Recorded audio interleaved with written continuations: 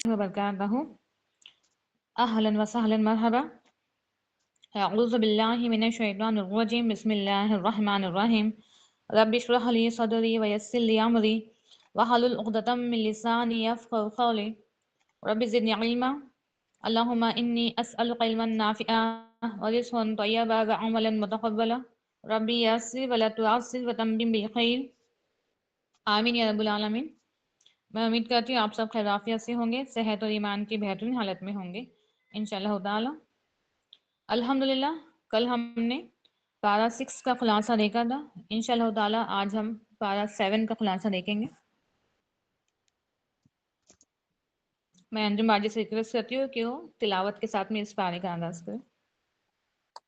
السلام علیکم ورحمۃ اللہ وبرکاتہ. اعوذ باللہ من الشیطان الرجیم. بسم اللہ الرحمن الرحیم. وَإِذَا سَمِعُوا مَا أُنزِلَ إِلَى الرَّسُولِ تَرَىٰ أعينهم تفيض من الدمع مما عرفوا من الحق يقولون ربنا آمنا فاكتبنا مع الشاهدين. جزاك الله. بارک اللہ فیکم. انجم باجی جزاك الله. اس کا ترجمہ: اور جب سنا انہوں نے جو رسول کی طرف نازل کیا گیا ہے، آپ دیکھتے ہیں کہ ان کی آنکھیں آنسوؤں سے بہہ پڑتی ہیں کیونکہ انہوں نے حق کو پہچان لیا. کہتے ہیں اے ہمارے رب، ہم ایمان لائے تو ہمیں شہادت دینے والوں کے ساتھ لکھ لیں. ٹھیک ہے، یہ سورۃ المائدہ کی آیت نمبر 83 ہے جس سے 7 پارے کا آغاز ہو رہا ہے. اس کا ترجمہ اس طرح سے ہے کہ یہاں پہ جن کے بارے میں ذکر ہے، کیونکہ بنی اسرائیل کے جو لوگ تھے، ٹھیک ہے، بنی اسرائیل نوسارا، ایک حد تک میکزیمم جہاں پر بنی اسرائیل کے بارے میں بات کی گئی ہے قرآن میں، اہل کتاب کے لوگ، وہ ان سے جو ریفر ہے وہ یہودی ہیں. ایک حد تک میکزیمم یہودی ہیں، لیکن اہل کتاب میں بنی اسرائیل میں یہودی اور نصارہ دونوں بھی موجود ہیں، کیونکہ یہودیوں کے پاس میں بھی کتاب دی گئی تھی تورات، اور جو نصارہ ہیں انہیں بھی انجیل دی گئی تھی، اس لیے دونوں کو اہل کتاب کہا گیا ہے اور دونوں کو ہی بنی اسرائیل کہا گیا ہے. یہاں پر ان کا ارشاد ہے: اور جب سنا انہوں نے جو رسول کی طرف نازل کیا گیا ہے تو آپ دیکھتے ہیں کہ ان کی آنکھیں آنسوؤں سے بہہ پڑتی ہیں کیونکہ انہوں نے حق کو پہچان لیا.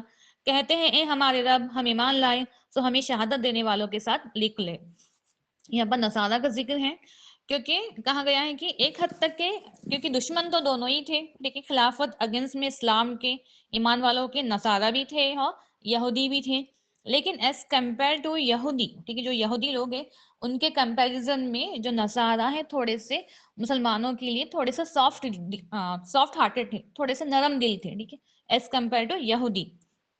اب یہاں پر ذکر ہے کیونکہ آپ محمد صلی اللہ علیہ وسلم نے 13 سال مکہ میں گزارے، نبوت کے 13 سال مکہ میں گزارے، 13 سال کے بعد ہجرت کر کے مدینہ آئے. ٹھیک ہے، لیکن جو شروع کا دور تھا جب اسلام کی دعوت تبلیغ عام ہوئی، شروع کے 2 سال تو خاموشی میں دعوت دی گئی، اس کے بعد دھیرے دھیرے دعوت کو عام اعلان کے طور پہ کھلے عام کرنا شروع کیا دھیرے دھیرے. ٹھیک ہے، اس وقت کیا ہوا تھا، جو بھی مکہ کے لوگ تھے، جو کفار مکہ تھے، جو مشرکین تھے، وہ بہت زیادہ دشمن بن گئے تھے مسلمانوں کے. جو بھی ایمان میں داخل ہو رہا تھا، اور شروع میں ایمان میں داخل ہونے والے مسکین لوگ تھے، غریب تھے، غلام تھے، اس طرح سے جو کفار مکہ تھے، جو سردار تھے کفار مکہ کے، جو مشرکین تھے، وہ سب کے سب دشمن بن چکے تھے مسلمانوں کے. تو اب اسلام کے کچھ ایسے افراد، ٹھیک ہے، مسلمان، کچھ مومن، اس کو، ان لوگوں کو آپ محمد صلی اللہ علیہ وسلم نے حبشہ کی طرف ہجرت کرنے کے لیے حکم دیا. ٹھیک ہے، حبشہ جو اسلام کی جو پہلی ہجرت ہے وہ مدینہ نہیں ہے، مدینہ کی طرف بعد میں ہجرت کی گئی ہے. جو فرسٹ ہجرت کی گئی ہے مکہ سے، کیونکہ اس قدر پریشان کر رہے تھے، اس قدر ٹارچر، ظلم و ستم چل رہا تھا کہ ایٹ دا اینڈ انہیں حکم ہوا کچھ لوگوں کو کہ آپ کیا کرو، اب مکہ سے حبشہ ہجرت کرو، جو کہ اسلام کی پہلی ہجرت ہے. اس میں 83 آدمی اور 18 عورتیں، ٹھیک ہے، اتنے لوگ، اتنے افراد نے پہلی ہجرت کی حبشہ کی طرف. حبشہ کا جو بادشاہ تھا وہ تھا نجاشی. حبشہ کا جو بادشاہ تھا وہ تھا نجاشی، جو کہ عیسائی تھا. ٹھیک ہے، جو نصارہ تھا عیسائی تھا. اب یہ لوگ کیونکہ کہا گیا ہے کہ جو عیسائی ہیں، جو نصارہ ہیں، وہ تھوڑے سے قریب ہیں مسلمانوں کے ایز کمپیئر ٹو یہودی۔ اب کیونکہ یہ سب ٹیم 83 مرد حضرات اور 18 عورتیں، ٹھیک ہے، یہ سب کے سب حبشہ گئے۔ حبشہ کا جو بادشاہ تھا نجاشی، وہ تھوڑا سا نرم مزاج تھا، اس کا دل تھوڑا سا نرم تھا، ٹھیک ہے۔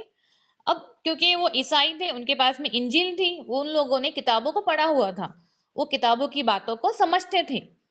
لیکن اب مکہ کے لوگوں نے، جو مکہ کے سردار تھے، جو مکہ کے کفار تھے، ان لوگوں نے ایک پلان کیا۔ انہوں نے کہا، انہوں نے اپنی ٹیم میں سے، کفاروں میں سے دو کفار تھے، جس کا نام عمر بن عاص تھا اور ایک کا نام عبداللہ بن ربی تھا، ٹھیک ہے۔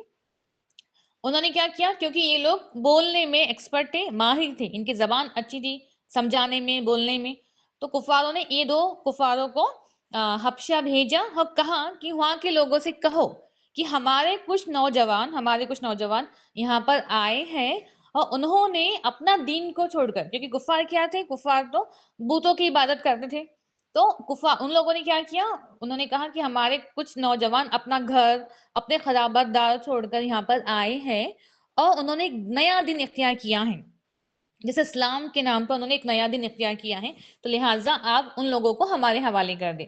پہلے تو یہ جو دو کفار تھے، انہوں نے پہلے جو وہاں کے وزیر تھے، ٹھیک ہے، جو وہاں کے وزیر تھے، جو درباریہ تھے، انہیں اپنی باتوں میں لایا، ان سے کہا کہ ہمارے کچھ نوجوان ہیں، آپ انہیں ہمارے حوالے کر دو۔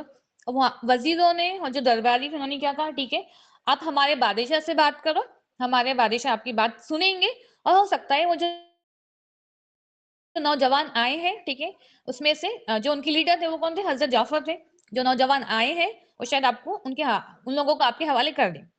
اب کیونکہ جو بادشاہ تھا نجاشی، وہ ڈائریکٹ ہی ایک کفاروں کی باتوں میں نہیں آیا، اس نے کیا کہا، ٹھیک ہے، پہلے میں ان سے بات کرتا ہوں جو بھی نوجوان آئے ہیں۔ اب جو نوجوان آئے تھے اس میں سے جو ان کے لیڈر تھے وہ کون تھے، وہ حضرت جعفر تھے۔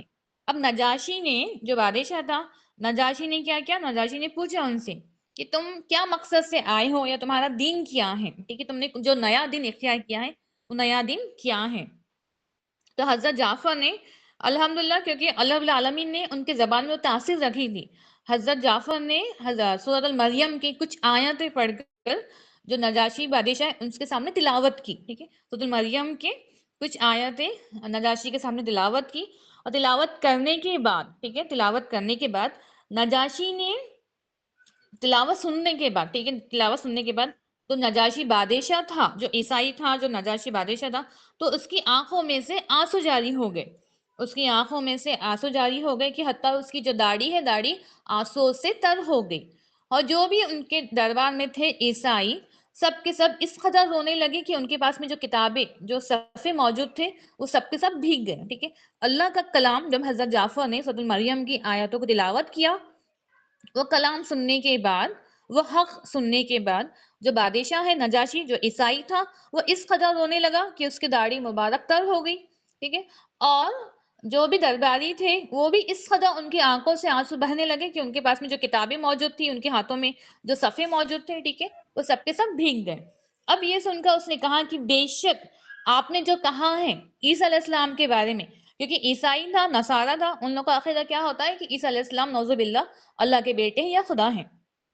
اس نے کہا بے شک آپ نے جو کہا ہے عیسیٰ علیہ السلام اس سے ایک تنکے کے برابر بھی نہ زیادہ ہے نہ کم ہے۔ اس نے حق کو پہچان لیا، اس نے کہا کہ بے شک عیسیٰ علیہ السلام تو صرف اور صرف اللہ کے رسول ہے، ٹھیک ہے، وہ نہ خدا ہے نہ خدا کے بیٹے ہیں، وہ اللہ کے رسول ہے۔ اس نے اس بات کو، حق کو پہچان لیا، اقرار کیا، اور اس بادشاہ نے کیا کیا، ایمان لایا، ٹھیک ہے۔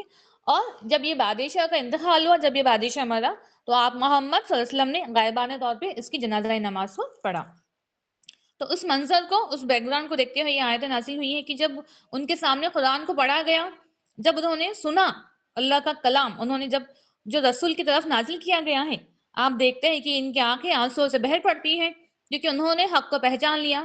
کہتے ہیں اے ہمارے رب، ہم ایمان لائے سو ہمیں شہادت دینے والوں کے ساتھ لکھ لے، اور ہمیں کیا ہے کہ ہم اللہ اور اس پر ایمان نہ لائے جو حق میں ہے، جو حق ہے سے ہمارے پاس آیا ہے، اور ہم چاہتے ہیں کہ ہمارا رب ہمیں نیک لوگوں کے ساتھ شامل کر لے، ٹھیک ہے۔ یہ کیونکہ عیسائیوں کو بتایا گیا ہے نصارہ کے بارے میں کہ کہیں نہ کہیں مسلمانوں کے تھوڑے قریب ہیں۔ جب حق کو پہچان لیا تو انہوں نے کہا کہ اے اللہ ہم اس چیز پر ایمان لائے ہیں جو رسول پر نازل کیا گیا ہے، جو ہمارے پاس آیا ہے، اور ہم چاہتے ہیں کہ ہمارا رب ہمیں نیک لوگوں کے ساتھ شامل کر لے۔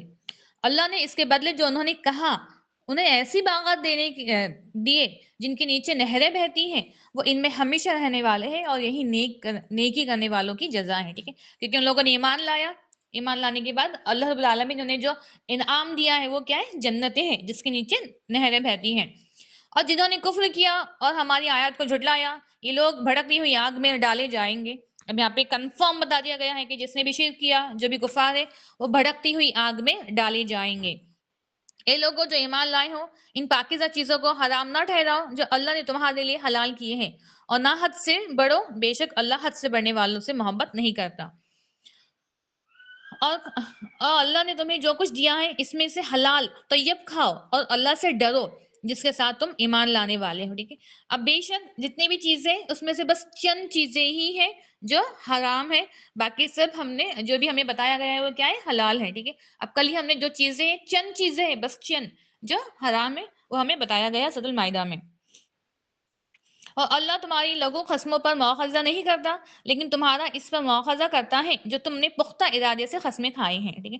اب کیونکہ ہمیں قسمیں کھانے سے منع کیا گیا ہے، لیکن ہمیں صرف اگر قسم بہت ہی ایکسٹریم لیول کی کنڈیشن ہے جہاں پر آپ کو قسم کھانا ضروری ہے تو کہا گیا کہ بس ہم کو اللہ کی قسم کھانے کی اجازت ہے، ماں باپ بہن بھائی خود کی شوہر کی بچوں کی ان سب کی ہم قسمیں نہیں کھا سکتے ہیں، ٹھیک ہے، نہ ہنسی میں نہ مذاق میں۔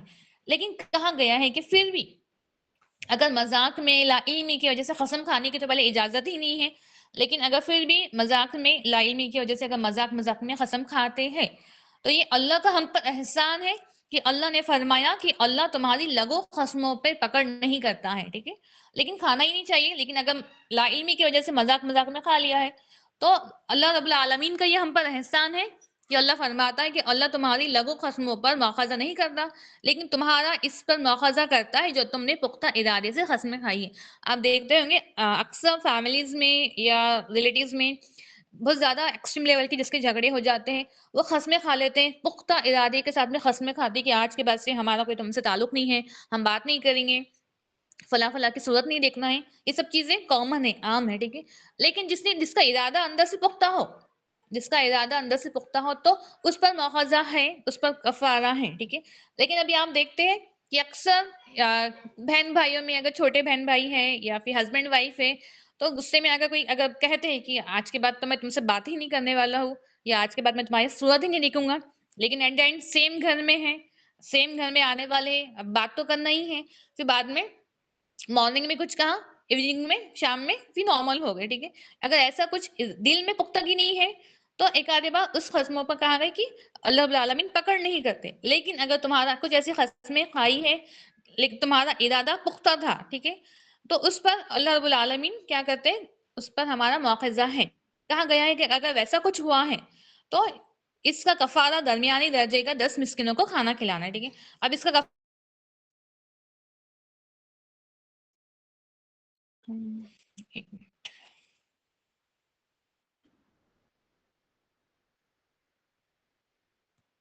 کہا ہے کہ اس کا کفارہ درمیانی درجے کا 10 مسکینوں کو کھانا کھلانا ہے جو تم اپنے گھر والوں کو کھلاتے ہو، ٹھیک ہے۔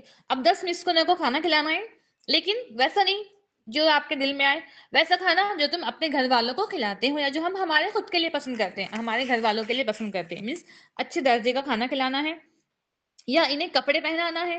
10 مسکینوں کو یا آپ کھانا کھلاؤ یا انہیں کپڑا پہناؤ یا ایک گردن آزاد کرو، ٹھیک ہے، یا پھر ابھی غلاموں کا تو رواج نہیں ہے، اگر ہم نے قسمیں کھائی ہے تو ہمیں اس طرح سے اس کا کفارہ ادا کرنا ہے۔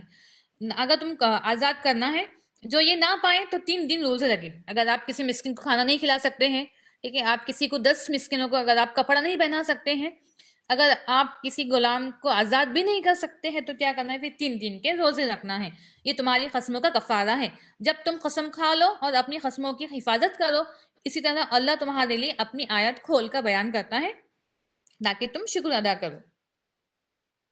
اے لوگوں جو ایمان لائے ہو، یقیناً شراب اور فال نکالنا شیطان کے گندے کاموں سے ہے، اس سے بچو تاکہ تم فلاح پاؤ، ٹھیک ہے۔ اب یہاں پر اللہ رب العالمین نے کہا ہے کہ اے لوگوں ایمان والو، ٹھیک ہے، جو ہم ایمان والے ہیں، ہم سے کہا گیا ہے کہ شراب اور پہلے ہم نے کل کیا دیکھا تھا؟ کہ شراب کے قریب بھی نہیں جانا ہے، ٹھیک ہے، جو ایمان والے ہیں شراب کے قریب ہی نہیں جانا ہے، اس کے آس پاس بھی نہیں جانا ہے، تو اس کو چھونا، اس کو پینا بہت بہت بہت دور کی بات ہے، ٹھیک ہے، اس کے قریب ہی نہیں جانا ہے۔ اب یہاں پر حکم دوبارہ سے حکم ہوا ہے کہ یقیناً شراب اور فال نکالنا شیاطین کے گندے کاموں میں سے ہے، اس سے بچو تاکہ تم فلاح پاؤ، ٹھیک ہے۔ فال نکالنا بھی کسی کے پاس جانا، اپنی پریشانی، اپنی مصیبتیں کسی سے شیئر کر کے ان سے پوچھنا کہ بندش ہے یا کیا مسئلہ ہے، فال کھولنا، یہ سب چیزیں حرام ہیں، یہ سب چیزیں ہمارے اسلام میں الاؤ نہیں ہے۔ ابھی آپ سوچو، اب اللہ رب العالمین نے، یہ اللہ کا کلام ہے، یہ اللہ کے احکام ہے، آرڈرز ہے، یہ اللہ کے الفاظ ہیں جو کتاب میں ہے، ٹھیک ہے۔ اب اللہ نے کہا ہے کہ شراب کے قریب ہی نہیں جانا ہے، شراب کو پینا ہی نہیں ہے جو حرام ہے۔ ابھی آپ سوچئے، ہم کسی اور ریلیجنس کی بات نہیں کر رہے ہیں، ہم کفاروں کی، یہودیوں کی، نصارہ کی ہم بات ہی نہیں کر رہے ہیں۔ ہمارے ہی مسلم قوم میں، ہمارے مسلم معاشرے میں کتنے ایسے مرد حضرات ہیں جو شراب پیتے ہیں، ٹھیک ہے۔ ابھی نہ انہیں اس بات کا کوئی خوف ہے، نہ انہیں اس بات کا احساس ہے کہ جس نے پیدا کیا ہے اس نے اس بات سے منع کیا ہے، ٹھیک ہے۔ ابھی آپ جس کو منع کیا گیا ہے وہی چیز اختیار کر رہے ہیں۔ اے لوگوں جو ایمان لائے ہو، یقیناً شراب اور فال نکالنا شیطان کے گندے کاموں سے ہے، اس سے بچو تاکہ تم فلاح پاؤ۔ شیاطین چاہتا ہے کہ شراب اور جوئے کے ذریعے تمہارے درمیان دشمنی اور بغض ڈال دے اور تمہیں اللہ کا ذکر اور نماز سے روک دے۔ کیا تم باز آنے والے ہو؟ ٹھیک ہے، کیونکہ ظاہر سی بات ہے شیاطین جو مشن سے دنیا میں آیا ہے زمین میں، وہ آدم علیہ السلام کے ساتھ میں ہی آیا ہے اور ایک چیلنج لے کر آیا ہے کہ میں تیرے بندوں کو بہکاؤں گا، کثیر تعداد میں، کچھ کم کوانٹٹی میں نہیں۔ کیا کہا گیا ہے کہ کثیر تعداد میں تیرے بندوں کو بہکاؤں گا، آگے سے، پیچھے سے، دائیں سے، بائیں سے۔ جس طرح سے ہمارے باڈی میں ہمارا خون ریگولیٹ ہوتا ہے، بلڈ سرکولیشن، اسی طرح سے شیاطین بھی ہمارے باڈی میں اسی طرح سے کیا کرتے ہیں، ریگولیٹ ہوتے ہیں، اس طرح سے ہمیں زوروں شوروں سے بہکاتے ہیں، وسوسے ڈالتے ہیں۔ انہی کا تو کام ہے بہکانے کا، وسوسے ڈالنے کا، لیکن اس کا علاج بھی تو ہمیں بتا دیا گیا ہے، دعاؤں کے ذریعے ہم نے پناہ طلب کرنا ہے۔ اب کیا ہے، جو شیاطین ہے وہ چاہتا ہے، اب شراب جو ہم دیکھتے ہیں کہ جسے بھی شراب کی لت لگ جاتی ہے، ایڈکشن جسے شراب کا ہو جاتا ہے، جوئے کھیلنے کا، جو جوئے کھیلتے ہیں، ٹھیک ہے، جو ایڈکشن لگ جاتا ہے وہ اس قدر بیکار ایڈکشن ہو جاتا ہے، اس قدر ان میں ایک دیوانہ پن ہوتا ہے، ٹھیک ہے، ان کا خود پہ اپنے نفس پر کنٹرول نہیں ہوتا ہے، اپنی زبان پر کنٹرول نہیں ہوتا ہے، اپنی باڈی لینگویج پہ کنٹرول نہیں ہوتا ہے، اور ہم دیکھتے ہیں کہ اکثر ہی جو جھگڑے، فساد، مرڈرز ہوتے ہیں وہ شراب کے نشے میں، ٹھیک ہے، اس چیز کے ایڈکشن کی وجہ سے ہی وہ ہوتے ہیں۔ اور اللہ اور رسول کی اطاعت کرو اور ڈرو، اگر تم پھر جاؤ تو جان لو کہ ہمارے رسول کے ذمے واضح طور پر پہنچا دینا ہی ہے۔ اب اللہ رب العالمین نے ہمیں کہا ہے کہ ہمیں اللہ کی اطاعت کرنا ہے، وَأَطِیعُوا اللَّهَ وَأَطِیعُوا الرَّسُولَ، ہمیں دونوں کی اطاعت کرنا ہے، ٹھیک ہے، اللہ کی بھی اور رسول کی بھی۔ لیکن جو اطاعت نہیں کرے گا، جو پھر گیا، ٹھیک ہے، تو کہا ہے کہ ہمارے رسول کے ذمے تو صرف بات پہنچا دینا ہی ہے، وہ کسی کے بھی جواب دہی نہیں کریں گے، ٹھیک ہے۔ رسول اللہ صلی اللہ علیہ وسلم قیامت کے دن کہ یہ لوگ کفار ہیں، ان لوگوں نے ایمان کیوں نہیں لایا، یہ جہنم میں کیوں جا رہے ہیں، وہ کسی بھی چیز کے جواب دہ نہیں ہے، ان کا کام تو صرف پہنچا دینا تھا، اور آپ نے ہم تک یہ آیت پہنچا دی ہے۔ ہم گواہی دیتے کہ ہمارے پاس میں آیتیں آ چکی ہیں، واضح دلائل حق ہمارے پاس میں آ چکا ہے، بس جو ایمان لائے الحمدللہ وہ اللہ کی نعمتوں میں ہوں گے، اور جس نے کفر کیا وہ جہنم میں ہوں گے۔ جو لوگ ایمان لائے اور انہوں نے نیک اعمال کیے، ان پر اس میں کوئی گناہ نہیں ہے۔ جو کھا چکے ہیں، جب متقی بنے اور ایمان لائے اور نیک اعمال کیے، پھر متقی بنے اور ایمان لائے، پھر متقی بنے اور نیکی کی، اور اللہ نیکی کرنے والوں سے محبت کرتا ہے، ٹھیک ہے۔ اب بتا دیا ہے کہ جو لوگ ایمان لائے، نیک اعمال کیے، ٹھیک ہے، جس نے ایمان لایا، لیکن اگر ایمان لانے سے پہلے کفر میں تھے، کوئی اور ریلیجن میں تھے ایمان لانے سے پہلے، اب جو کھا چکے، جو کر چکے، لیکن اس کے بعد ایمان لایا، نیکی کی، تو بے شک اللہ رب العالمین نیکی کرنے والوں سے محبت کرتا ہے۔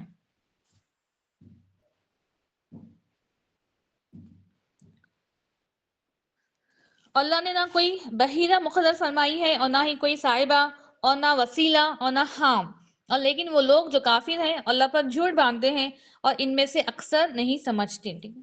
اب یہاں پر کچھ جانوروں کا مینس کچھ اونٹ، کیونکہ ہمیں پتہ ہے جو عرب میں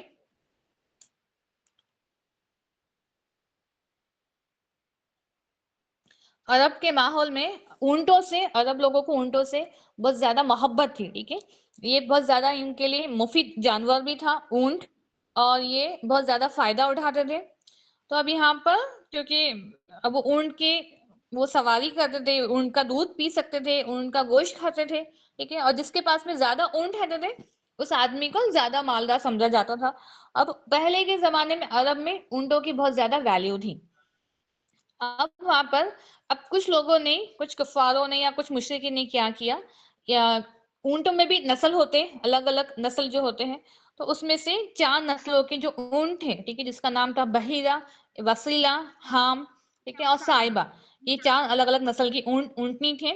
تو کفاروں نے، مشرکینوں نے کیا کیا، کہا کہ ہم یہ جانوروں کا گوشت نہیں کھا سکتے ہیں، یا ہم یہ جانوروں کو ذبح نہیں کر سکتے ہیں، یہ جانوروں کا ہم دودھ نہیں پی سکتے، یا پھر اسے جو استعمال کرتے ہیں سواری کے طور پر ہم اسے نہیں کر سکتے ہیں. وہ ان کے الگ الگ عقیدے بنے ہوئے تھے. لیکن اللہ رب العالمین کہتے کہ ہم نے انہیں حرام قرار دیا ہی نہیں ہے. یہ جو کرتے ہیں یہ سب دل سے کر رہے ہیں. اللہ نے نہ کوئی اللہ نے مقرر نہیں کیا ہے، لیکن ان لوگوں نے اپنے ہی دل سے، جو حلال ہے، اونٹ حلال تھا، لیکن اپنے دل سے اس کو کیا کیا، حرام مقرر کیا. تو اللہ فرماتا ہے کہ اللہ نے نہ کوئی بحیرہ مقرر فرمائی ہے، اور نہ کوئی صائبہ، نہ وسیلہ، اور نہ حام. لیکن وہ لوگ جو کافر ہیں اللہ پر جھوٹ باندھتے ہیں، ٹھیک ہے، دل سے ان لوگوں نے ڈکلیئر کیا ہے. تو یہ کیا ہے، یہ اللہ تعالیٰ پر جھوٹ باندھنا ہے، اور ان میں سے اکثر نہیں سمجھتے. اور جب ان سے کہا جاتا ہے کہ آؤ اس بات کی طرف جو اللہ نے نازل کی ہے اور رسول کی طرف، تو کہتے ہیں ہمیں وہی کافی ہے جس پر ہم نے اپنے باپ دادا کو پایا ہے. ٹھیک ہے، جب ان سے تبلیغ کی جاتی ہے، جب انہیں دعوت دی جاتی ہے کفاروں کو، اب وہ چاہے کفار جو ہے وہ موسیٰ علیہ السلام کے قوم ہو، امت ہو، ٹھیک ہے، یا کوئی اور رسول کے، کوئی اور نبی کے، یا آق محمد صلی اللہ علیہ وسلم کے زمانے کے جو بھی کفار تھے، یا آج کے بھی جو کفار ہیں، ٹھیک ہے، جب ان سے بات کہی جاتی ہے، جب انہیں حق سمجھایا جاتا ہے، تو کیا کہتے ہیں کہ ہم تو بس اسی دن پر رہنے والے، ٹھیک ہے، ہمیں یہ دین اختیار نہیں کرنا ہے، ہم اسی دن پر رہیں گے جس پر ہم نے اپنے باپ دادا کو پایا ہے. خواہ ان کے باپ دادا، تو اللہ آگے فرماتا ہے کہ خواہ اگر ان کے باپ دادا کچھ نہ بھی جانتے ہو تو بھی ہدایت، اگر وہ ہدایت پانے والے نہ بھی ہو، ٹھیک ہے. اب وہ کہتے ہیں کہ ہم تو بس ہمارے باپ دادا نے جو کام کیا ہے، جس دن پر وہ تھے، ہم تو اسی دن پر ٹکے رہیں گے. تو اللہ سوال کر رہے کہ اگر ان کے باپ دادا کچھ نہ بھی جانتے ہو، اگر وہ ہدایت پانے والے نہ بھی ہو، تو کیا تم انہی کی پیروی کرو گے؟ تو لہٰذا ہمیں سوچنا چاہیے جو اعمال ہمارے گھر والوں نے کیے ہیں، جو ہمارے بڑے گزرے ہیں، جو بزرگ گزرے ہیں، تو کیا ان کے اعمال کیا صحیح تھے، کیا ان کا عقیدہ درست تھا، جو بھی ایکٹیویٹی، جو بھی اعمال ان لوگوں نے کیا ہے کیا وہ حق تھا. ٹھیک ہے، ہمیں ان کو بلائنڈلی فالو نہیں کرنا ہے. ہمیں یہ نہیں کہنا ہے کہ ہم کتاب کو نہیں پڑھیں گے، ہم قرآن کو نہیں پڑھیں گے، ہم شریعت کو نہیں پڑھیں گے، ہم تو بس جو عمل ہمارے ممی نے کیا، جو ہمارے نانی نے کیا، جو ہمارے ساس کر رہی ہے، بس ہم اسی کو فالو کریں گے. نہیں، ہمیں سوچنا ہے، ہمیں چیک کرنا ہے whether it is by authentic ہے یا نہیں ہے، قرآن سے ثابت ہے، حدیث سے ثابت ہے یا نہیں ہے، ہمیں چیک کرنا ہے. کیونکہ یہ رویہ کس کا ہے، ہم تو بس ہمارے باپ دادا کے دن پر چلیں گے. یہ رویہ کس کا ہے، یہ رویہ کفاروں کا ہے. کیونکہ ہمیں جب آپ محمد صلی اللہ علیہ وسلم کے جو چچا تھے، ٹھیک ہے، ابو طالب، جب ان کے انتقال کا وقت قریب آیا تھا، ٹھیک ہے، جب آپ نے کہا کہ چچا آپ میرے کان میں کلمہ پڑھ لو، ٹھیک ہے، آپ ایمان لا لو، آپ میرے کان میں کلمہ پڑھ لو تو میں قیامت کے دن گواہی دوں گا، میں آپ کے حق میں گواہی دوں گا. لیکن حضرت ابو طالب نے کلمہ نہیں پڑھا. انہوں نے سوچا کہ مطلب لوگ کیا کہیں گے، لوگ کہیں گے کہ میں اپنے باپ دادا کے دین پر سے ہٹ گیا، اور میں نے جو میرے سے کم عمر ہے، جو میرا بھتیجا ہے، ٹھیک ہے، میں نے اس کے دین کو اختیار کیا، اور میں اپنے باپ دادا کے دین پر میں وہاں پہ اس سے ہٹ گیا. ٹھیک ہے، کہیں اگر یہ چیز نہ ہوتی، باپ دادا کی چیز نہ ہوتی، تو شاید وہ بھی، لیکن یہ اللہ عالم، اللہ کی مرضی ہے کہ انہیں ہدایت نہیں ملی. تو ہمیں اس طرح کی تھنکنگ کو نہیں رکھنا ہے، یہ کفاروں کی تھنکنگ رہ چکی ہے.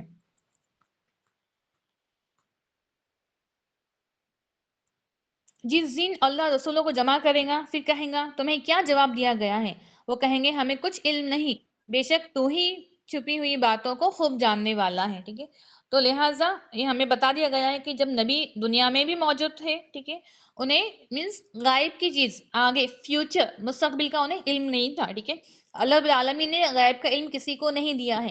غائب کا اختیار صرف اور صرف اللہ رب العالمین کے پاس میں، بس وہی جانتا ہے کہ اگلے پل، اگلے کچھ سیکنڈ، اگلے دن، اگلے مہینے ہمارے ساتھ میں کیا ہونے والا ہے.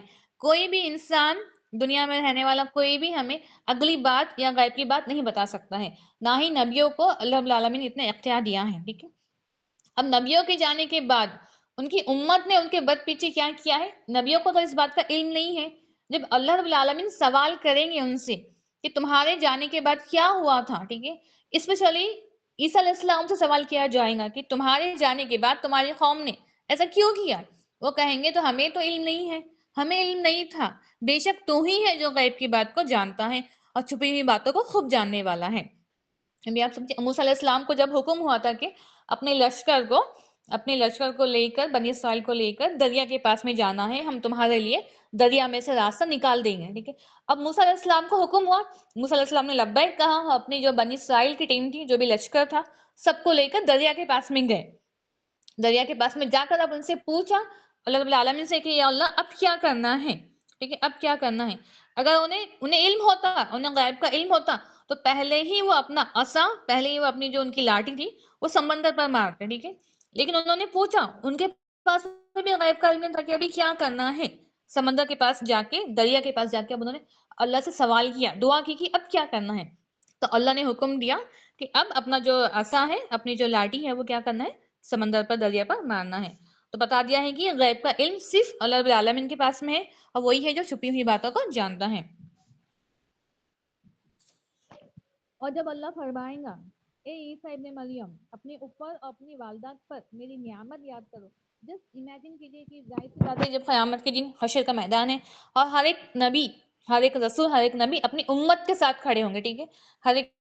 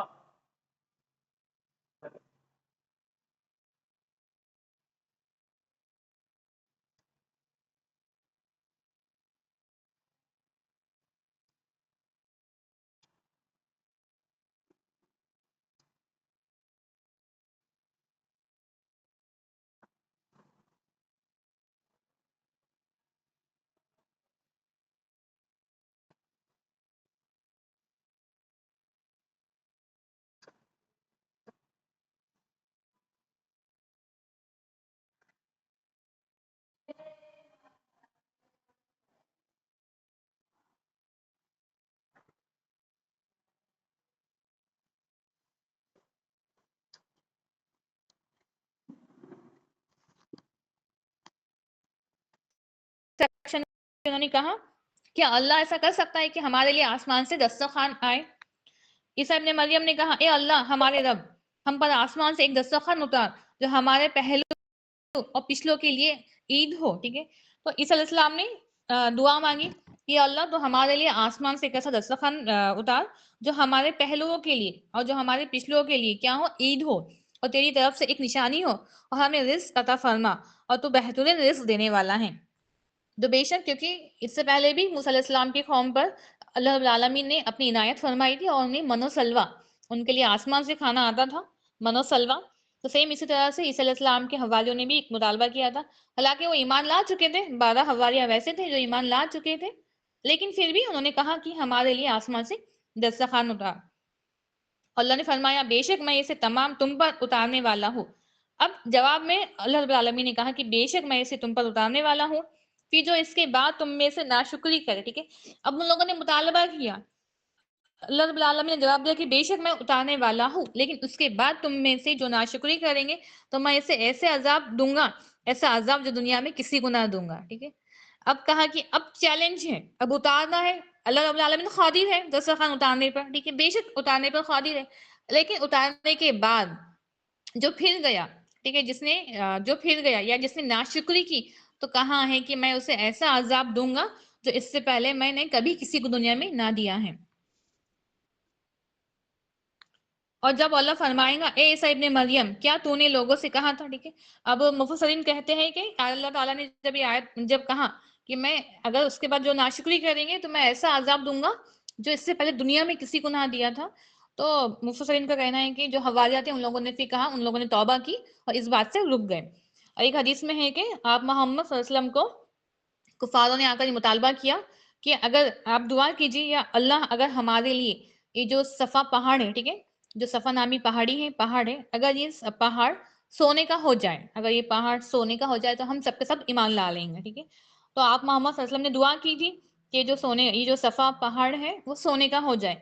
तो हज़रत जिब्रील अलैहिस्सलाम ने आकर कहा कि बेशक अल्लाह रब्बुल आलमीन क़ादिर है कि वो इस पहाड़ को सोने का बना दे, लेकिन अल्लाह रब्बुल आलमीन कहते हैं कि अगर वो चाहे तो ये पहाड़ को सोने का बना दे, या अगर आप चाहते हैं तो आपकी उम्मतियों के लिए अल्लाह रब्बुल आलमीन तौबा का दरवाजा उनके आखिरी दम तक ही खुला रखेगा, मतलब जब तक वो तौबा करेंगे अल्लाह रब्बुल आलमीन उनकी तौबा को कबूल करेगा। ठीक है, तो अभी आपके पास में ऑप्शन दिया गया था, अगर आप चाहते हैं तो बेशक अल्लाह रब्बुल आलमीन इस पहाड़ को सोने का बना देंगे, लेकिन अब उसके बाद ये पहाड़ को सोने का बनाने के बाद अगर फिर भी वो कुफ्र पे रहे तो बेशक अल्लाह रब्बुल आलमीन उन्हें अजाब देंगे, क्योंकि उनका मुतालबा पूरा होने के बाद अगर बात नहीं मानी तो उन्हें अजाब मिलेगा। लेकिन अगर ये पहाड़ सोने का नहीं बना दिया जाए तो इसके अलावा जब तक ये बंदे तौबा करेंगे तो अल्लाह रब्बुल आलमीन उनकी तौबा को कबूल करेंगे। ठीक है, तो आप मोहम्मद सल्लल्लाहु अलैहि वसल्लम ने कहा था कि नहीं, ए अल्लाह तुम मेरे उम्मतियों के लिए अपने पास तौबा का दरवाजा हमेशा खुला रख, तौबा का दरवाजा हमेशा खुला रख। तो ये रसूल की दुआ है। ठीक है, ये हम पर इनाम हुआ है कि हमारे लिए तौबा का दरवाजा हमेशा के लिए, जब तक ये हमारी मौत नहीं आती तब तक ये खुला रखा गया है।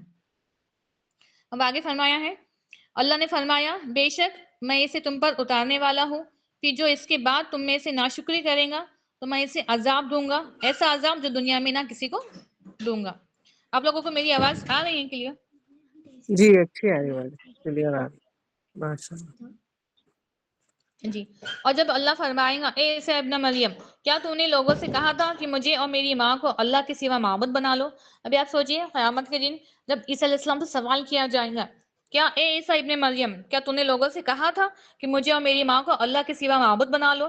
وہ کہیں گا تو پاک ہے، میرے لیے جائز نہیں کہ وہ بات کہو جس کا مجھے حق نہیں ہے. ٹھیک ہے، کسی بھی رسول کی اتنی ہمت نہیں تھی، اتنا اختیار نہیں تھا کہ وہ کہے کہ ہماری عبادت کرو. ٹھیک ہے، ابھی آپ سوچو کہ آج کچھ ایسے بھی لوگ ہیں دنیا میں ہمارے معاشرے میں موجود کہ ایک ہیوج پاپولیشن آتی ہے ان کے پاس میں، ان کو جھک کر ان کو سجدہ کر رہی ہے اور وہ لوگ خوش ہوتے ہیں، انہیں سجدہ کیا جا رہا ہے. ٹھیک ہے، ان کے ہاتھ چومے جا رہے ہیں اور وہ لوگ خوش ہوتے ہیں کہ ہماری اتنی عزت ہو رہی ہے اور یہ بات بتاتے ہیں کہ ہم بھی شفا دین پر قادر ہیں. ٹھیک ہے، نعوذ باللہ، یہ شرک ہے.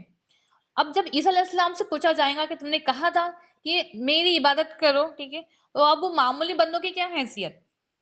وہ کہیں گا تو پاک ہے. عیسیٰ علیہ السلام جواب دیں گے کہ اللہ تو پاک ہے، میرے لیے جائز نہیں ہے کہ وہ میں بات کہوں جس کا مجھے حق نہیں ہے. اگر میں نے یہ کہا ہوتا تو یقیناً تو اسے جانتا ہوتا. اب عیسیٰ علیہ السلام کہتے ہیں کہ بے شک ہم گواہی دے رہے ہیں، جب ہم نے سورۃ آل عمران پڑھا، ہم نے سورہ مائدہ پڑھا تو ہمیں پتا چلا کہ عیسیٰ علیہ السلام نے تو بس تبلیغ کی ہے، انہوں نے بس دعوت دی ہے، حق کی بات پہنچائی ہے. انہوں نے کہیں پر بھی یہ نہیں کہا کہ میرے جانے کے بعد میری عبادت کرو یا مجھے خدا سمجھو. عیسیٰ علیہ السلام کہیں گے کہ بے شک مجھے حق نہیں ہے، اگر میں نے یہ کہا ہوتا تو اللہ تعالیٰ کو زیادہ علم ہے، وہ زیادہ جاننے والا ہے، اسے تو جانتا ہوتا.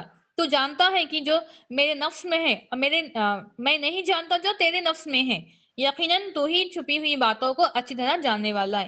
اب عیسیٰ علیہ السلام جواب دیں گے کہ اگر میں نے یہ کہا ہوتا تو اسے بہتر جانتا، کیونکہ اللہ رب العالمین ہر چیز کو جاننے والا ہے. میں نے انہیں اس سے سوا کچھ نہیں کہا جس کا تو نے مجھے حکم دیا ہے. تو اللہ رب العالمین کیا کہتے ہیں کہ جو نبی ہے، ٹھیک ہے، وہ کیا ہے؟ وہ بس بات کو پہنچا دینے والے ہیں. اللہ نے انہیں ایک کام دیا تھا، ایک ذمہ داری دی تھی، ایک رسپانسبلٹی دی تھی کہ دنیا میں جانا ہے، لوگوں کو، اس قوم کو، امتوں کو بات بتانا ہے. کیا بات بتانا ہے؟ کہ اللہ کو ایک ہی ماننا ہے، اللہ کے سوا کوئی معبود نہیں ہے، کوئی برحق نہیں ہے، اسی کی عبادت کرنا ہے، اسی کے سامنے جھکنا ہے. ٹھیک ہے، وہی ہر چیز پر قادر ہے. اگر اس کے علاوہ کسی اور کو مانیں گے تو تمہارے لیے جہنم ہے. اور تمام نبیوں نے بس یہی بات بتائی ہے. میں نے انہیں اس کے سوا کچھ نہیں کہا جس کا تو نے مجھے حکم دیا تھا کہ اللہ کی عبادت کرو جو میرا اور تمہارا رب ہے، اور میں ان پر گواہ تھا جب تک ان میں رہا. اب انہوں نے کیا کہا؟ میں جب تک اس قوم میں موجود تھا میں ان پر گواہ تھا، ٹھیک ہے، جب تک ان کی عبادت نہیں کی گئی ہے. پھر جب تو نے مجھے اٹھا لیا تو ہی ان پر نگران تھا اور تو ہی ہر چیز پر گواہ ہے. لیکن اب ان کے جانے کے بعد وہ کہہ رہے ہیں کہ میرے جانے کے بعد جب تو نے مجھے اوپر آسمان پر اٹھا لیا اس کے بعد تو کیا ہوا مجھے نہیں پتا، اس پر پھر تو ہی نگران ہے. اگر تو انہیں عذاب دے تو بے شک وہ تیرے بندے ہیں، اور اگر تو انہیں بخش دے تو بے شک تو ہی سب پر غالب اور حکمت والا ہے. ٹھیک ہے، اب کیونکہ جب ان سے سوال کیا جا رہا ہے کہ کیا آپ نے کہا تھا کہ میری عبادت کرنا ہے، جو نصارہ ہیں، جو عیسائی ہیں، جو آپ کو خدا سمجھ رہے ہیں، تو عیسیٰ علیہ السلام کہیں گے کہ بے شک میرے جانے کے بعد کیا ہوا میں نہیں جانتا، تو ہی ان پر نگران ہے. اب یہ تیرے بندے ہیں، تو غالب ہے، اب تو چاہے تو بخش دے، تو چاہے تو عذاب دے، تو ہی سب پر غالب اور حکمت والا ہے. اسی بارے میں سورۃ الانعام کے بھی کچھ آیتیں رکھے گئے ہیں. سورۃ الانعام، انعام کہتے ہیں ایسے جانور جو چار پیر والے جو جانور ہوتے ہیں انہیں انعام کہا جاتا ہے. اب اس کی شروعات ہوتی ہے کہ سب تعریف اللہ ہی کے لیے ہے جس نے آسمان اور زمین کو پیدا کیا اور اندھیرے اور روشنی کو بنایا. پھر بھی وہ لوگ جنہوں نے کفر کیا ہے اپنے رب کے ساتھ برابر ٹھہراتے ہیں. بے شک تمام تعریفیں صرف اللہ کے لیے ہی ہے. وہی ذات ہے جو تمام تعریفوں کے لائق ہے، اور وہی ہے جس نے آسمانوں کو اور زمین کو بنایا. کسی بھی بت کی، کسی بھی اسٹیچو کی جو خبروں کے اندر ہے یا جو خبروں کے باہر ہے، ٹھیک ہے، سورج کی، چاند کی، کسی کی بھی حیثیت نہیں، کسی کی بھی طاقت نہیں، نہ کوئی قادر ہے زمین اور آسمان کو بنانے پر. صرف اللہ ہی ہے جس نے 6 دن میں زمین اور آسمان کو بنایا، اور وہی ہے جو اندھیروں کو اور روشنی کو جس نے بنایا. پھر وہ لوگ جنہوں نے کفر کیا اپنے رب کے ساتھ برابر ٹھہراتے ہیں. وہی ہے جس نے تمہیں مٹی سے پیدا کیا ہے، پھر ایک مدت مقرر کی اور ایک مدت اس کی ہاں مقرر ہے، پھر تم شک کرتے ہو. اب ہمیں بتا دیا گیا ہے کہ اسی نے ہمیں مٹی سے پیدا کیا ہے، ہمیں واپس مٹی میں ہی جانا ہے، واپس مٹی سے ہی ہمیں اٹھنا ہے. ایک مقرر وقت، فکس وقت کے لیے ہمیں دنیا میں بھیجا گیا ہے. کچھ سالوں کا وقت ہے، 50 60 70، کسی کا تو اس سے بھی کم ہے. ٹھیک ہے، اس کے بعد اللہ کی طرف ہمیں لوٹ کر جانا ہے. ایک مدت تک رہنا ہے تو کیوں رہنا ہے، کس مقصد کے ساتھ میں رہنا ہے، ہمیں وہ بھی بتا دیا گیا ہے. پھر بے شک تم شک کرتے ہو، اور اس کے بعد بھی ہر چیز واضح واضح کلیئر طور پہ بتانے کے بعد بھی ایک حد تک جو انسان ہے وہ کیا ہے، گمراہ ہو چکا ہے. اور آسمان اور زمین میں وہی ہے، اللہ تمہارے چھپے اور تمہارے کھلے کو جانتا ہے، اور جانتا ہے جو تم کماتے ہو. تو بے شک وہی ذات ہے جو ہمارے دل کی ہر بات کو جانتی ہے، اور جو ہم کما رہے ہیں، ٹھیک ہے، کمانا مینس پیسہ نہیں، مال نہیں، انکم نہیں، جو نیکیاں ہم کماتے ہیں، ہمیں ہر چیز ہمارے لیے ہڈن ہے. ہم نے نماز پڑھی، ہم نے صلاح پڑھی، وہ ہمیں اس کا انعام ملا، ہمیں اس کا اجر ملا، نیکی ملی، یا وہ ضائع ہو گئے. کچھ ہم نے غلطی کری نماز کے دوران تو ہماری نماز ناقص ہو گئی، یا نماز کو قبول کیا گیا، ہمیں نہیں پتا. جو ہم نے کمایا نماز کے ذریعے یہ اللہ ہی جانتا ہے.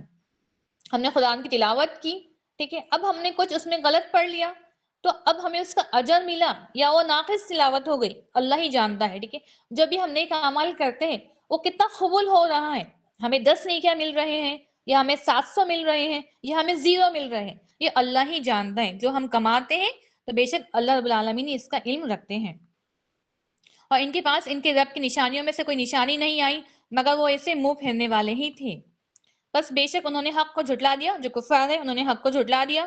جب ان کے پاس حق آیا جلد ہی ان کے پاس اس کی خبریں آ جائیں گی کہ جس کا وہ مذاق اڑایا کرتے تھے. اب جو کفار تھے ان کا سب سے جھوٹا عقیدہ یہ کہ ہم مرنے کے بعد دوبارہ سے زندہ نہیں اٹھائے جائیں گے. ہم مرنے کے بعد جب ہم مٹی میں چل جائیں گے، ہم ہڈیاں ہو جائیں گے تو ہم دوبارہ سے نہیں زندہ اٹھائے جائیں گے. یہ ان کا عقیدہ تھا. ان لوگوں نے مذاق اڑایا تو کہا گیا کہ ان قریب انہیں بہت جلدی مینس انہیں پتہ چل جائے گا، جلد ہی ان کے پاس اس کی خبریں آ جائیں گی جس بات کا وہ مذاق اڑاتے تھے. اب آگے کیا انہوں نے نہیں دیکھا کہ ہم نے اس سے پہلے کتنے زمانوں کے لوگ ہلاک کر دیے ہیں. اب یہ تو بہت آگے کی بات ہے، جب نبی کریم صلی اللہ علیہ وسلم تھے اس وقت کے جو کفار تھے ان سے کہا گیا ہے کہ کیا تم نے نہیں دیکھا اس سے پہلے کتنے سارے قوم کو ہلاک کیا گیا ہے. قوم عاد ہے، قوم سمود ہے، ٹھیک ہے، بنی اسرائیل کے لوگ ہیں، کتنے سارے ایسے قومیں گزری ہیں جو ہلاک کر دی گئی ہیں. کہ تمہیں اس بات کا علم نہیں ہے، ہم نے زمین میں وہ اقتدار دیا تھا جو تمہیں نہیں دیا. ٹھیک ہے، اب ایسے بھی قوم گزری ہے کیونکہ پہلے کی جو قوم تھی وہ بہت ہی زیادہ پاورفل تھی، انہیں بہت زیادہ صحت ملی تھی، وہ بہت اسٹرانگ تھے، ٹھیک ہے، بہت زیادہ قوت تھی، اتنا ان کے پاس میں مال تھا. جو پہلے کی امتیں گزری ہیں، جو پہلے کے قوم گزرے ہیں، تو کہا ہے کہ اتنا ان کے پاس میں اقتدار تھا لیکن پھر بھی اللہ نے انہیں ہلاک کیا ہے. تو یہ کفار کو تو انہیں تو اتنا اقتدار ملا ہی نہیں تھا، تو ان کو ہلاک کرنا اور بھی آسان ہے.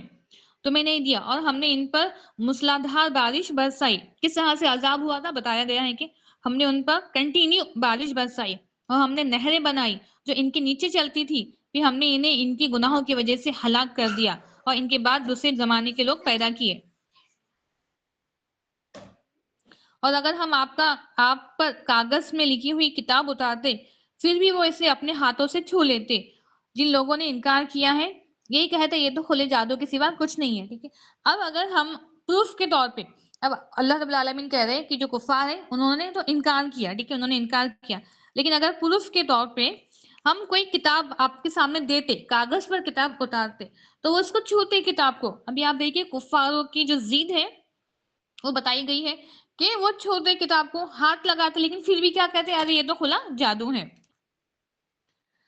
اور انہوں نے کہا اس پر کوئی فرشتہ کیوں نہیں اتارا گیا، اور اگر ہم کوئی فرشتہ اتارتے تو ضرور کام تمام کر دیا جاتا، کہ انہیں مہلت نہ دی جاتی.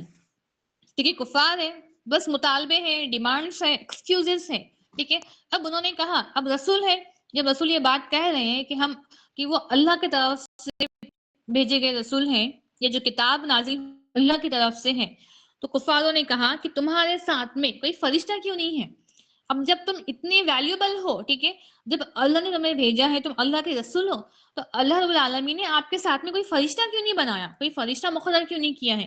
تو اللہ فرما رہا ہے کہ اور اگر ہم کوئی فرشتہ اتارتے، ٹھیک ہے، کوئی فرشتہ ہوتا تو ضرور کام تمام کر دیا جاتا، پھر انہیں مہلت نہ دی جاتی. ابھی انسانی قوت جو ہماری بصیرت ہے، ٹھیک ہے، اللہ رب العالمین نے ہمیں وہ ابھی اتنی طاقت پاور نہیں ملی ہے کہ ہم فرشتوں کو فیس کر سکتے، ان کی اصلی شکل میں ہم فرشتوں کو دیکھیں، ہمارے اندر اتنی طاقت نہیں ہے. ٹھیک ہے، اب جب ہم مریں گے، جب فرشتے آئیں گے، یا جب ہماری موت کا وقت آئے گا، تو کہیں نہ کہیں ہمارے اندر اللہ رب العالمین اتنی قوت دیں گے کہ ہم انہیں برداشت کر سکیں. انہیں دیکھنے کی ہم برداشت کر سکیں، لیکن ابھی ہمارے اندر ایز اے ہیومن بینگ، انسان ہونے کے ناطے ہمارے اندر اتنی پاور نہیں ہے کہ ہم فرشتوں کو فیس کر سکیں. لیکن اللہ فرما رہا ہے کہ اگر ہم فرشتہ اتارتے، ٹھیک ہے، تو اگر جس نے انکار کیا، اب نبی تبلیغ کر رہے ہیں، رسول اللہ تبلیغ کر رہے ہیں، اب جس نے کفاروں نے انکار کیا، فرشتوں کو دیکھتے ہی وہ ہلاک ہو جاتے، ٹھیک ہے. فرشتے ان کی اصلی شکل میں دیکھتے ہی رباب سے، فرشتے کے خوف سے جو بھی انکار کرنے والے ہیں وہ جب ہی ہلاک ہو جاتے، انہیں مہلت نہ دی جاتی. لیکن یہاں پر اللہ رب العالمین کا احسان ہے کہ انکار کرنے کے باوجود بھی انہیں مہلت ملی تھی کچھ سالوں کی ایمان لانے کے لیے. لیکن اگر فرشتہ ساتھ میں ہوتا تو اس سے دیکھ کر خوف سے وہ انکار کرتے اور جب ہی وہ ہلاک ہو جاتے. اور اگر ہم اس فرشتہ بناتے تو یقیناً اسے آدمی بناتے اور ان پر وہی شبہ ڈالتے جو وہ شبہ اب ڈال رہے ہیں. اور بے شک آپ سے پہلے کئی رسولوں کو مذاق اڑایا گیا، تو ان میں سے جنہوں نے مذاق اڑایا تھا انہیں اس چیز نے گھیر لیا جس کا وہ مذاق اڑاتے تھے. تو ٹھیک ہے، ابھی آپ صلی اللہ علیہ وسلم کو بتایا گیا ہے کہ بس آپ ہی وہ نبی نہیں ہے، آپ سے پہلے جتنے بھی نبی گزرے ہیں ہر ایک نبی کا، ابراہیم علیہ السلام کا، موسیٰ علیہ السلام کا، عیسیٰ علیہ السلام کا، ٹھیک ہے، ہر ایک نبی کا مذاق اڑایا گیا ہے.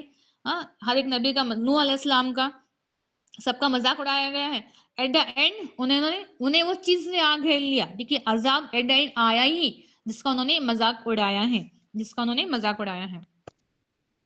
فرما دے زمین میں چلو پھرو دیکھو جھٹلانے والوں کا انجام کیسے ہوا ہے. اب کیونکہ ایک کفاروں سے مخاطب ہے، ان سے کہا گیا ہے کہ آپ فرما دے، مطلب اللہ رب العالمین ڈائریکٹ مخاطب نہیں ہے، کہا گیا کھل کہ آپ ان سے فرما دے. اللہ نے تو کفاروں سے بات ہی نہیں کی ہے ڈائریکٹ، ٹھیک ہے، ایمان والوں سے بات کی گئی ہے، اہل کتاب سے بات کی گئی ہے، لیکن جہاں پر بھی کفاروں کا ذکر آیا کہا گیا کہ آپ فرما دے کہ زمین میں، ٹھیک ہے، کیونکہ مکہ میں رہنے والے ہیں. اب پہلے کی جو قوم گزری ہے وہ عرب کے آس پاس ہی گزری ہیں، انہیں عرب کے آس پاس علاقوں میں ہی انہیں آباد کیا گیا تھا، وہیں ہلاکت ہوئی ہے، وہیں عذاب آیا ہے. تو تھوڑا باہر نکل کے دیکھو تو صحیح، زمین کے اتنے ایریا کے، مکہ کے باہر نکل کے دیکھو کہ اس زمین کا کیا حال ہوا ہے.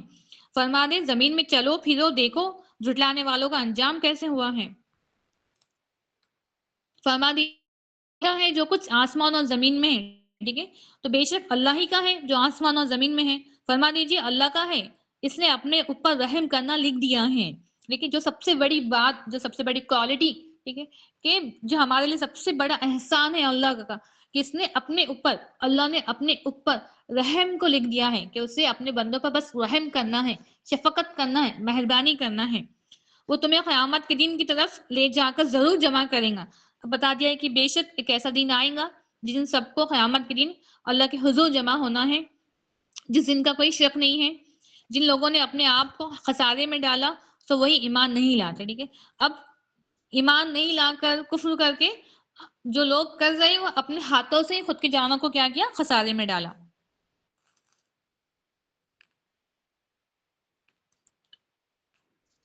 وہ لوگ جنہیں ہم نے کتاب دی اسے پہچانتے ہیں جیسے وہ اپنے بیٹوں کو پہچانتے ہیں.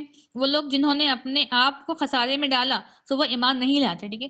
اب کیونکہ یہودیوں موجود تھے بنی اسرائیل، ان کی کتاب میں وہ بات موجود تھی کہ ایک نبی آنے والے ہیں، ان کی کوالٹیز بتا دی گئی تھی، اور وہ اس طرح سے ان کی کوالٹیز بتا دی گئی تھی جس طرح سے ایک باپ اپنے بیٹے کو پہچانتا ہے.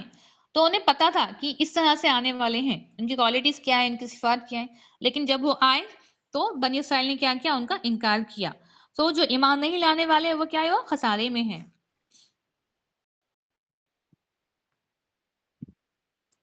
اور انہوں نے کہا ہماری اس دنیا کی زندگی کے سوا کوئی زندگی نہیں ہے اور ہم ہرگز اٹھائے جانے والے نہیں ہیں.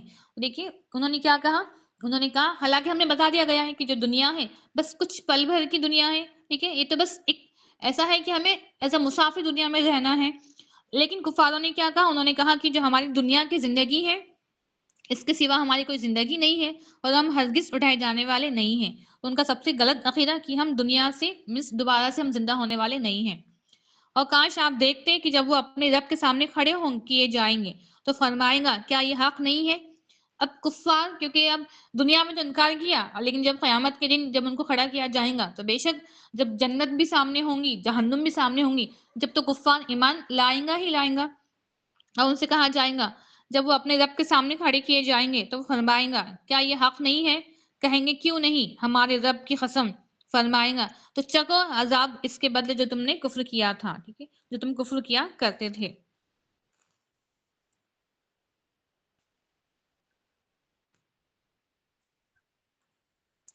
کہہ دیجئے میں تم سے نہیں کہتا کہ میرے پاس اللہ کے خزانے ہیں۔ اب رسول اللہ سے کہا گیا کہ آپ کہہ دیجئے ان سے کہ میں یہ نہیں کہتا کہ میرے پاس میں اللہ کے خزانے ہیں اور نہ میں غیب جانتا ہوں، ٹھیک ہے، کیونکہ غیب کا علم اللہ نے کسی کو نہیں دیا ہے، اور نہ میں تم سے کہتا ہوں کہ میں فرشتہ ہوں۔ نہ رسول نے کبھی کہا کہ میں فرشتہ ہوں، میں تو صرف اس کے پیچھے چلتا ہوں جو میری طرف وحی کی جاتی ہے۔ اور فرما دے کیا اندھا اور دیکھنے والا برابر ہوتے ہیں؟ تو کیا تم غور نہیں کرتے؟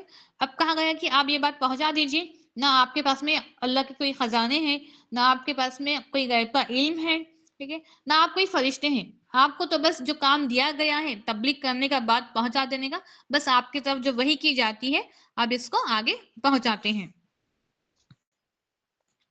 اور اس کے ساتھ ان لوگوں کو ڈرائیں جو خوف رکھتے ہیں کہ اپنے رب کی طرف لے جا کر اکٹھے کیے جائیں گے، اس کے سوا ان کا نہ کوئی دوست ہوگا اور نہ کوئی سفارش کرنے والا کہ وہ بچ جائیں۔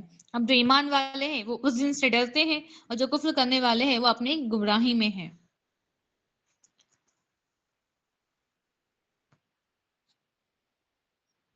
اور وہی ہے جو تمہیں رات کو فوت کرتا ہے اور جانتا ہے کہ جو کچھ تم نے دین میں کمایا، ٹھیک ہے، اب اللہ ہی ہے جو ہمیں رات کو فوت بھی کرتا ہے، جو ہمیں ایک چھوٹی جو موت جسے کہا گیا جو ہمیں نیند بھی دیتا ہے، اور جو کچھ تم نے دین میں کمایا پھر وہ تمہیں اس میں اٹھا دیتا ہے تاکہ مقرر مدت پوری کی جائے، پھر اس کی طرف تمہارا لوٹنا ہے، پھر وہ تمہیں بتائے گا جو کچھ تم نے جو کچھ تم کیا کرتے تھے۔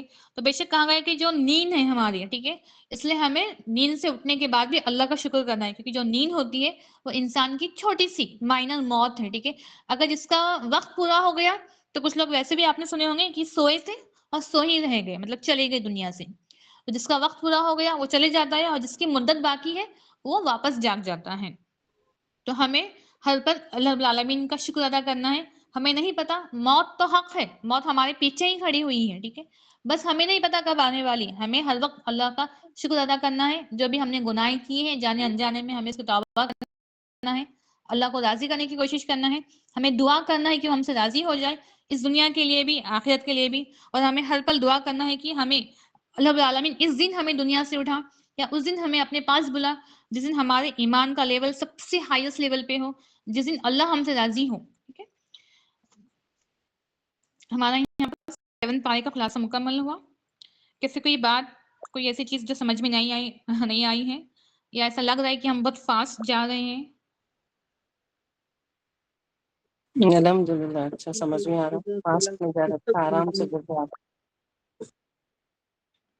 ٹھیک ہے، بارک اللہ فیکم، سبحانک اللہم و بحمدک، اشہد ان لا الہ الا انت، استغفرک و اتوب الیک۔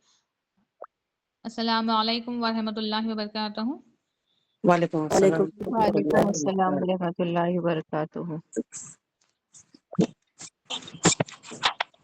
السلام علیکم۔